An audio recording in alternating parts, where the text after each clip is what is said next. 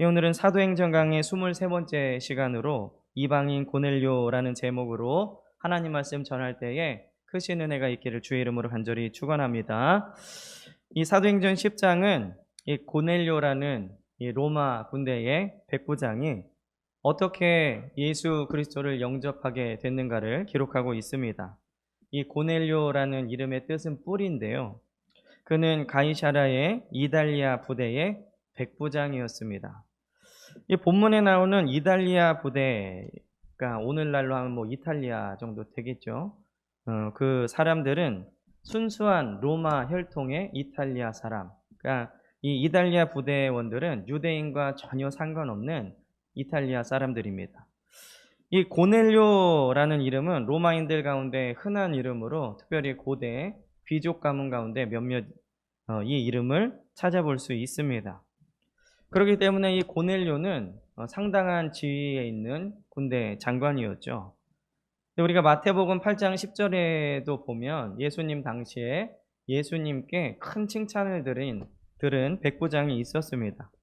그러 보아서 이 로마에서 파견된 그 로마의 군인 중에서 하나님을 알게 된 사람이 꽤 있었던 것을 우리가 추측할 수 있죠. 이 고넬료가 거주했던 가이사라라는 도시는 로마 점령 지역, 특별히 팔레스틴 지역에서 군사의 요충지였습니다. 그리고 모든 배가 그쪽으로 들어오기 때문에 이 로마의 고관들이 이 가이사라에서 살기를 원했죠. 근데 이때까지만 해도 제자들은 예수님의 명령인 땅끝까지 복음을 전하라는 이 말씀에 움직이지 않고 있었습니다. 예루살렘과 사마리아까지는 복음을 전했지만 이렇게 로마 사람 이방인들까지 복음을 전할 생각을 하지 못하고 있었죠. 오늘 읽지는 않았지만 28절에 보면 그들은 이방인과 교제하는 것을 위법이라고 생각했는데 이 제자들은 아직까지 이런 율법의 습관에서 완전히 벗어나지 못하고 있었습니다.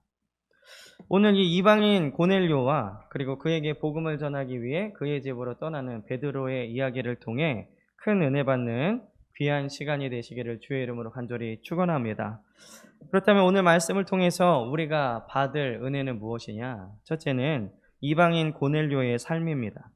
2절을 보면요. 그가 경건하여 온 지방과 더불어 하나님을 경외하며 백성을 많이 구제하고 하나님께 항상 기도하더니 우리는 사람을 소개할 때 보통 직업이나 그 사람의 업적 혹은 재산이나 학력 등을 소개를 하죠. 하지만 성경은 어떤 인물을 소개할 때 하나님의 관점으로 소개를 합니다.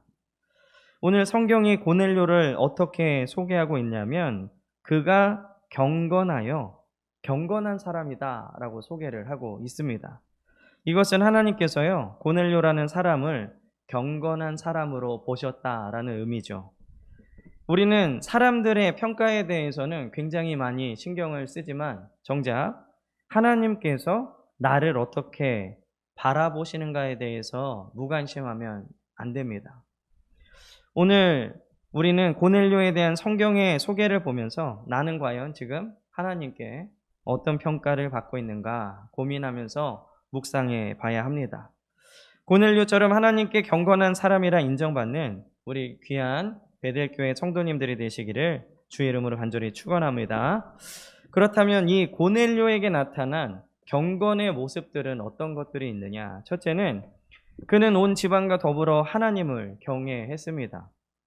이 경외라는 말은 공경하고 두려워한다. 근데 이 두려워하는 게 공포감이나 이런 게 아니라 너무나 하나님이 존귀하시기 때문에 그 앞에 설 때의 두려움 같은 것이죠. 경건한 사람은 가장 가까운 사람에게 영향을 줄 수 있습니다. 온 집안이 예수를 믿고 교회에 나오기까지는 일회성 있는 이런 멘트로는 이러한 이 이벤트로는 안 됩니다. 경건하게 오랜 시간 참고 인내하고 하나님을 믿는 사람은 다르다는 것을 보여야 가장 가까운 구성원들이 감동을 받게 되는 것이죠. 물론 우리가 하나님을 경외하는 것은 그들에게 감동을 주기 위해서 경외하는 것은 아닙니다. 하지만 하나님을 진심으로 경외하는 사람은 반드시 가까운 사람들에게 선한 영향력을 발휘하고 그것을 통해 그들이 하나님께로 나오게 되는 줄 믿습니다. 우리가 진심으로 하나님을 경외할 때 놀라운 일들이 일어나게 되는 것이죠. 그 일들은 시간이 걸릴 수도 있고 상황에 따라서 차이는 있겠지만 하나님의 역사는 경건한 사람을 통해서 반드시 일어나게 됩니다. 특별히 이번 추석 연휴를 맞아서요, 여러분들이 일가 친척들을 만나실 때 경건의 능력으로 무장하셔서 경건의 능력을 보여줄 수 있는 우리 귀한 베델교회 성도님들이 되시기를 주의 이름으로 간절히 축원합니다. 오늘 이 고넬료에게 나타난 경건의 모습 두 번째는 그는 백성을 많이 구제했습니다. 우리 교회의 표가 구제하고 선교하는 교회죠. 그래서 이번에 추석을 맞이해서 또 우리 성도님들의 섬김으로 12군데 개척교회 목사님들을 또 섬겼습니다. 저는 이 경건이 무엇입니까? 라고 물어보신다면 내면의 마음과 외적인 행동의 결합이라고 여러분들에게 말씀을 드리겠습니다. 특별히 고넬료의 경건은 하나님이 받으시는 경건이었는데요. 오늘 4절에 보면 천사가 이르되 내 기도와 구제가 하나님 앞에 상달되어 기억하신 바가 되었으니 이렇게 얘기를 하고 있죠. 우리는 하나님 앞에 상달되는 것이 기도뿐만 아니라 구제도 상달되고 기억되신다는 것을 기억해야 됩니다. 우리 흔히 우리 기도가 하나님 앞에 상달됐으면 좋겠습니다 라고 기도들 하시죠. 그런데 오늘 말씀해 보면 기도만이 아니라 구제도 하나님 앞에 상달되는 것입니다. 우리 신앙생활에서 기도와 구제는 항상 병행이 되어야 되는데 기도, 구제 딱 두 가지만 말하는 게 아니라 기도가 내적으로 믿는 마음이라면 이 구제는 외적으로 행하는 행위라고 할 수 있죠. 이것이 같이 가야 경건한 사람이 되는 것입니다. 우리를 경건하게 하는 것은 기도만이 아니라 기도하며 구제하는 것이죠. 누가복음 11장 41절에 보면 그러나 그 안에 있는 것으로 구제하라. 그리하면 모든 것이 너희에게 깨끗하리라. 예수님께서는 우리가 가지고 있는 것으로 구제할 때 우리가 깨끗하게 된다라고 말씀하고 계십니다. 깨끗함은 경건한 사람의 특징이죠. 그러므로 우리는 기도와 구제를 통해 온전한 경건으로 나아갈 수 있습니다. 오늘 이 고넬료에게 나타난 세 번째 경건의 모습은 항상 하나님께 기도했다는 것이죠. 우리는 경건을 위해서 구제할 때 기도하면서 해야 됩니다. 하나님은 그 기도를 들으시고 또 그 기도를 통해 도움받는 자들에게 축복을 내려주시는 줄 믿습니다. 이 고넬료는 기도도 하고 구제도 했다는 것이죠. 그러나 바리새인처럼 사람에게 보이고자 했던 기도와 구제가 아닌 하나님 앞에 진심으로 기도하고 구제한 것입니다. 아까 읽어드렸지만 본문에 이 하나님 앞에 상달되었다라는 것은 그가 진심으로 했다는 것을 알 수 있죠. 이 바리새인들의 기도는 하나님 앞에 상달되지 못했습니다.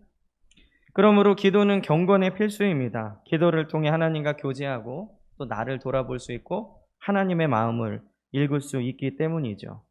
어느 시대에나 기도하지 않은 경건한 사람은 없었습니다. 이 고넬료는 항상 기도함으로 그의 경건을 유지했죠.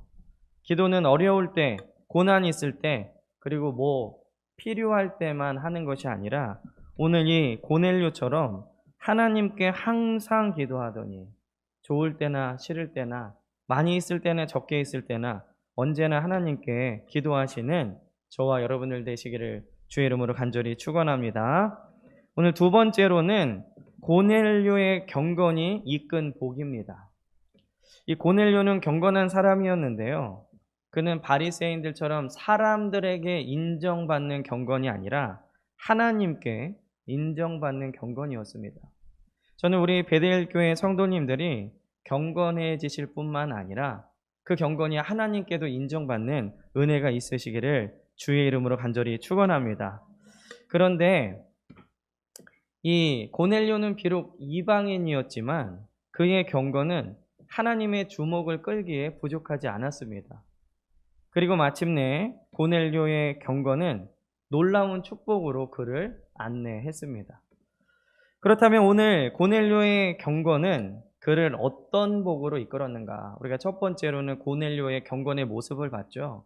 그럼 그 경건이 이끈 복이 무엇이냐? 첫째는 그의 기도와 구제가 하나님께 상달되었다는 것입니다. 기도와 구제를 만약에 양으로 계산한다면 얼마만큼 했느냐라고 한다면 바리새인들보다 더 많은 기도와 구제를 한 사람을 찾기 힘들 것입니다. 그러나 성경 어디에도 그들이 길거리에 서서 했던 긴 기도와 그리고 매주 그리고 매월 정해서 행했던 구제가 하나님 앞에 상달되었다는 이야기를 찾아볼 수 없습니다. 그런데 이 고넬료는 이방인으로서 전심으로 하나님을 믿고 섬겼고 그런 마음이 그를 진정한 기도자가 되게 했고 불쌍히 여기는 마음을 갖게 한 것이죠. 저는 우리 사랑하는 베들교회 성도님들이 드리는 매일의 기도가 하나님 앞에 향기로 상달되기를 주의 이름으로 간절히 축원합니다. 내가 드린 기도, 그것을 하나님이 들으셨다. 이거만큼 기도하는 사람들에게 행복한 게 어디 있겠습니까? 이 요한계시록 8장 3절 4절에 보면요.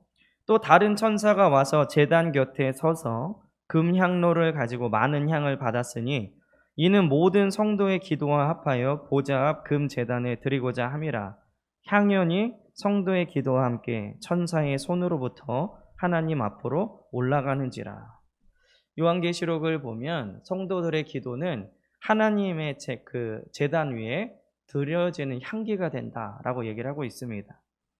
진정한 기도는 하나님 앞에 향기가 되는 것이죠. 하나님께 상달되는 기도입니다. 근데 지금도 많은 사람들이 기도를 하고 있죠. 기독교인뿐만 아니라 천주교인, 이슬람교를 믿는 사람들, 불교, 또 이렇게 자신들이 믿는 신에게 비는 행위인 기도는 늘 있습니다. 그런데 그것이 다 하나님 앞에 향기로 상달되는 것은 아니죠. 저는 우리 사랑하는 베델교회 성도님들의 기도와 구제가 하나님 앞에 상달되어서 이 고넬료와 같은 복이 임하기를 주의 이름으로 간절히 축원합니다. 오늘 그의 경건이 이끈 두 번째 복은 천사를 불러 드렸습니다. 이 천사는 하나님의 심부름꾼이라고 할 수 있죠. 근데 고넬료에게 그의 경건으로 인해서 하나님의 천사가 심부름을 하러 왔습니다. 하나님의 것을 가져왔던 것이죠. 그래서 하나님은 천사를 통해 요바에 있는 베드로를 불러 청하라 이렇게 얘기하십니다. 이 얘기는 뭐냐면 베드로를 불러서 복음을 듣고 구원을 받으라 라는 의미입니다.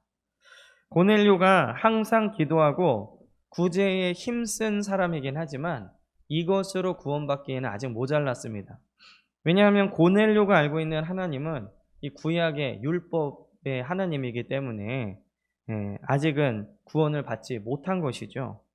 구원은 오직 예수 그리스도를 구주로 영접할 때에만 가능한 줄 믿습니다. 이 세상에도 기도하고 구제하는 착한 사람들이 있죠. 아까 말씀드린 대로 기도라는 종교적 행위를 하는 사람들도 많이 있고 또 예수를 믿지는 않지만 기부하고 나누고 선행하는 사람들도 많이 있습니다. 예수 믿지 않는 사람들도 나눴다고 여기에 사랑의 열매 같은 걸 달고 다니잖아요. 아무리 착한 사람이라도 자신의 착함으로는 하나님의 의에 이룰 수 없습니다. 오직 예수 그리스도의 십자가의 공로로만 하나님의 의에 만족할 수 있는 것이죠. 하나님은 고넬료의 진심을 아셨기 때문에 그를 진정한 구원으로 이끄신 것입니다. 이 고넬료의 경건은 천사를 불러들이기까지는 했지만 그것이 곧 영원한 구원을 받았다는 것을 의미하지는 않습니다. 여기서 보면은 하나님은 천사를 보내셔서 주 예수를 믿고 구원받으라 라고 말씀하시면 간단할 텐데 굳이 베드로를 청해서 들으라고 하셨죠. 그 이유는 뭐냐면 이 복음을 전하는 일은 천사의 역할이 아니기 때문입니다. 천사를 만났다고 구원받는 게 아니라 이 베드로가 전한 복음을 듣고 예수님을 영접해야 구원받는 것이죠. 우리 비대면 성경 공부를 통해서 들으신 분들은 아시겠지만 히브리서 저자는 천사는 마지막 때에 우리를 섬기는 영이다 라고 얘기를 하고 있습니다. 복음을 전하는 영광스러운 일은 아무리 천사라도 할 수 없다는 것이죠. 천사는 단지 베드로를 불러서 그가 전하는 복음을 들으라, 여기까지만 말할 수 있습니다.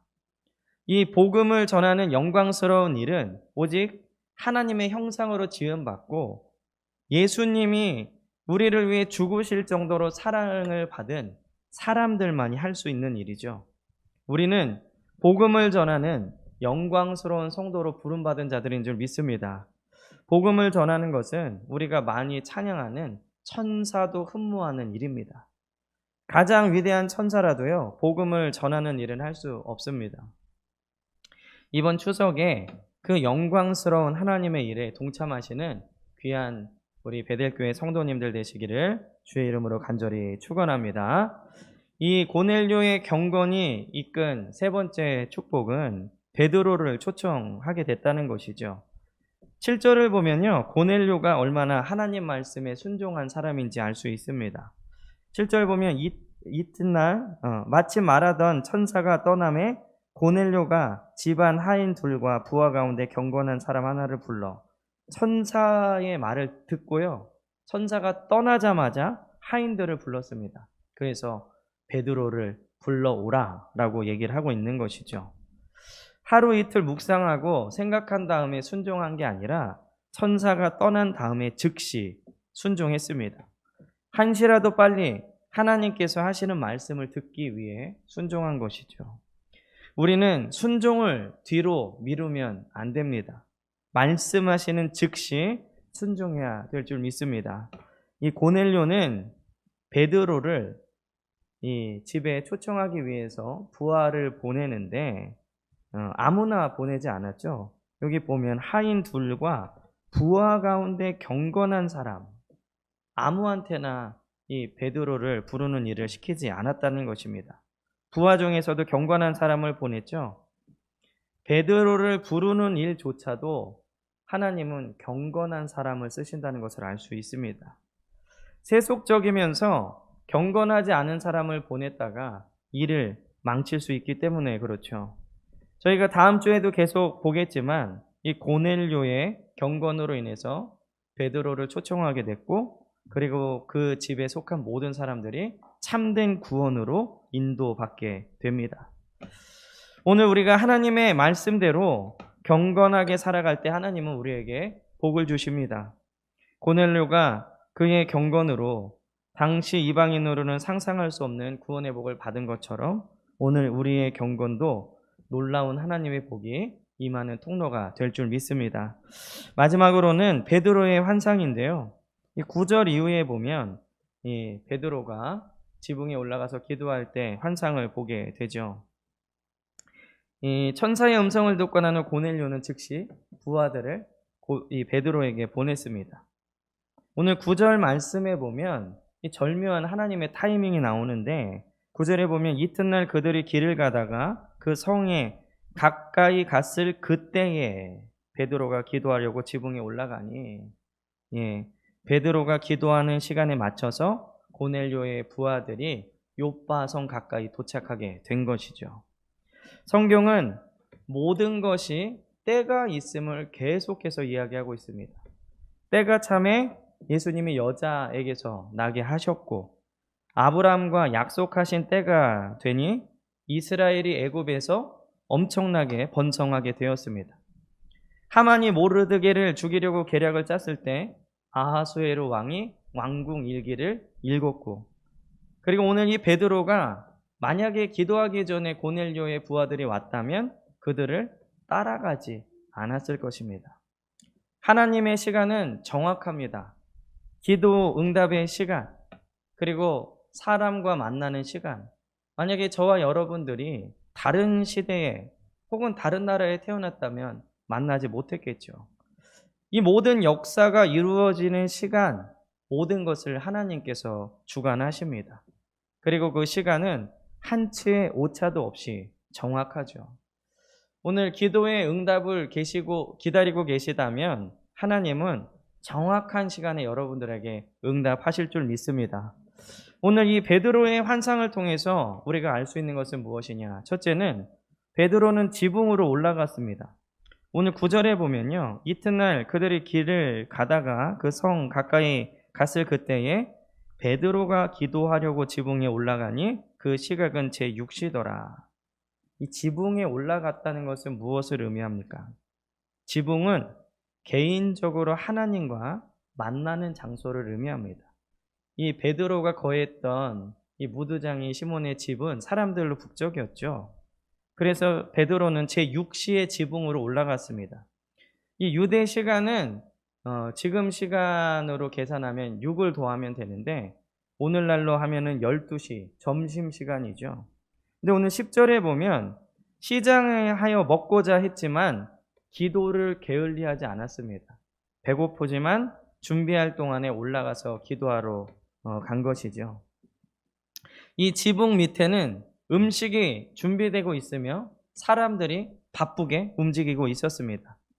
그런 중에 베드로는 하나님을 만나기 위해 혼자 지붕 위에 올라간 것이죠. 세상은 이 지붕 아래와 같습니다. 먹고 살기 위해 치열하게 움직이죠. 너무 바빠서 하나님을 만날 시간조차 없습니다. 지붕에 올라가 아무런 방해받지 않고 혼자 하나님을 만나는 그 시간을 가질 수가 없습니다.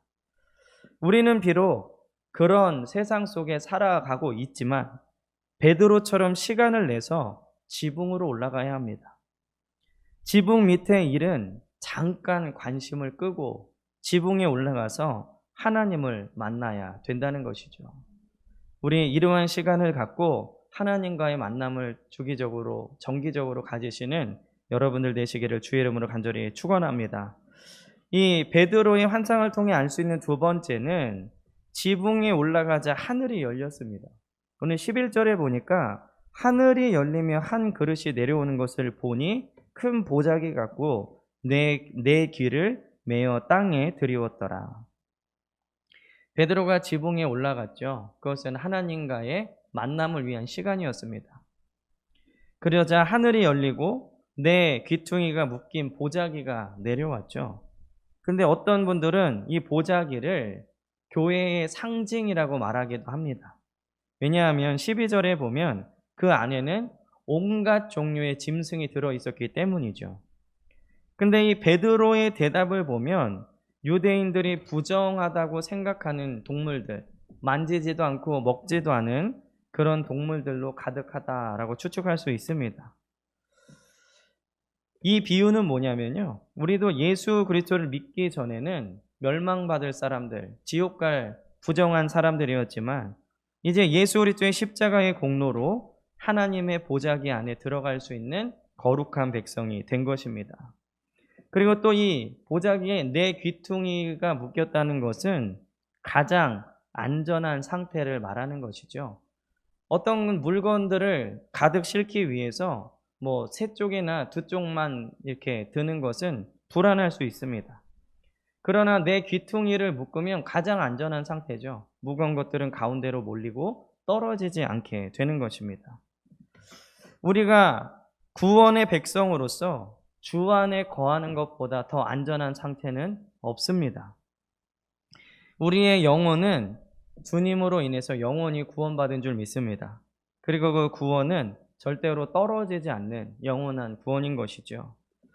우리가 지붕 위에 같은 시간을 정기적으로 갖게 된다면 오늘 베드로에게 부어주셨던 것처럼 하늘이 열리는 축복이 임할 줄 믿습니다. 그런데 이 하늘에서 내려온 보자기 안에는 우리가 생각하는 금은보화가 아니죠. 베드로에게 보여줬던 것은 온갖 짐승이었습니다. 금은보화면 그것은 도깨비 방망이지 기도의 응답이 아닙니다. 이 보자기 안에는 하나님의 뜻이 담겨 있습니다. 내가 거룩하다 깨끗하게 한 것을 너희가 속되다 하지 말아라. 하나님의 뜻이 담겨 있는 것이죠. 금은보화는 일시적이지만 하나님의 뜻은 영원합니다. 여러분들이 지붕에서 하나님과 정기적인 교제를 갖고 만남을 갖는다면 하늘이 열리고 하나님의 뜻을 알 수 있을 것입니다. 오늘 하늘이 열리는 축복이 있는 귀한 베델교회 성도님들이 되시기를 주의 이름으로 간절히 축원합니다. 오늘 이 베드로의 환상을 통해 알 수 있는 세 번째는 성령께서 말해 주셨습니다. 오늘 19절에 보면요, 베드로가 그 환상에 대하여 생각할 때에 성령께서 그에게 말씀하시되 두 사람이 너를 찾으니 일어나 내려가 의심하지 말고 함께 가라, 이렇게 얘기하고 계시죠. 베드로는 그 환상에 대해서 지금 생각하고 있었습니다. 17절에 보면 이게 무슨 뜻이지? 의아해하고 있었고요. 그리고 성령께서 오늘 19절에 말씀하신 것처럼 두 사람과 함께 가는데 의심하지 말고 가라. 환상을 본 베드로는 의아해하고 의심하는 상태였죠. 우리도 신앙생활 하다 보면요, 의아해할 때가 있습니다. 왜 나에게 이런 일이 일어났지? 아니, 왜 저 기도하는 성도에게 저런 일이 일어났지? 그리고 내 기도가 과연 응답될까? 의심할 때도 있죠. 그러나 지붕으로 올라가 하나님과 계속적인 교제를 한다면 성령의 음성을 들을 수 있습니다. 그런데 오늘 성령께서 하신 말씀을 좀 주목해서 보면요, 베드로가 환상에 대해 생각하고 있는데 성령께서는 환상이 무엇이다 라고 말씀해 주시지 않고요, 그저 밖에 온 사람들과 가라, 이렇게만 말씀하고 있는 겁니다. 이처럼 희미하게 성령의 음성이 들릴 때 우리는 어떻게 해야 합니까? 오늘 베드로처럼 말씀하신 대로 순종하면 됩니다. 두 사람과 가라 하셨으면 가면 되는 거예요.